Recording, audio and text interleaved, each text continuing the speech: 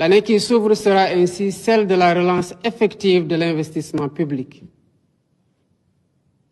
Dans l'éducation, afin d'accélérer l'éradication des abris provisoires et améliorer les conditions d'apprentissage, 29 milliards sont prévus au titre de l'année 2026, sur un budget global de 62,8 milliards destiné à la construction et l'équipement de 2500 salles de classe, 300 blocs administratifs, 50 000 mètres linéaires de clôture et 480 blocs d'hygiène, entre autres. L'enseignement supérieur et la formation professionnelle et technique ne seront pas en reste, avec un budget prévisionnel de 31 milliards pour la construction, la réhabilitation et l'équipement des bâtiments dans les universités notamment. La santé bénéficiera d'un effort majeur, avec 91 milliards de francs CFA destinés à la construction de 35 centres de santé de proximité de grand standing, à l'achèvement de l'hôpital oncologique de Diamniadio et au renforcement des plateaux médicaux sur l'ensemble du territoire national. L'accès à l'eau constituera une priorité stratégique. Le grand transfert d'eau sera lancé avec un premier investissement public de 50 milliards. Il permettra de mobiliser un volume de 1 800 000 mètres cubes par jour, afin de prendre en charge sur le long terme les besoins en eau potable des centres urbains du Dakar, Mbour, Thiès et de Touba, sans compter l'irrigation de près de 15 000 hectares en appui aux objectifs de souveraineté alimentaire et de renforcement du secteur de l'élevage.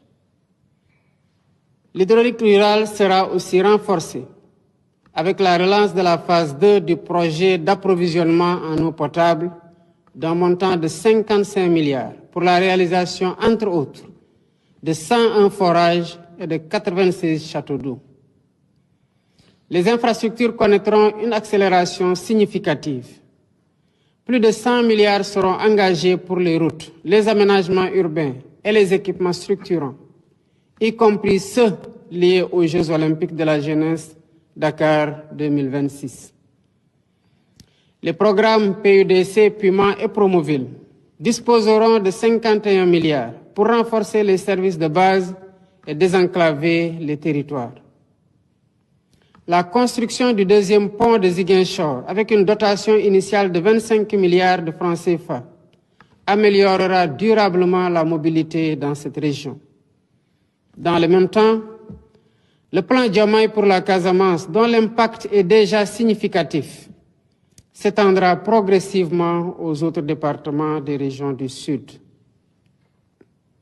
Le monde rural bénéficiera d'investissements ciblés, avec 18 milliards dédiés aux coopératives agricoles communautaires et aux premières fermes intégrées, ainsi que plus de 91 milliards pour les agropoles du Sud et du Centre, afin de renforcer la production, la transformation locale et l'emploi.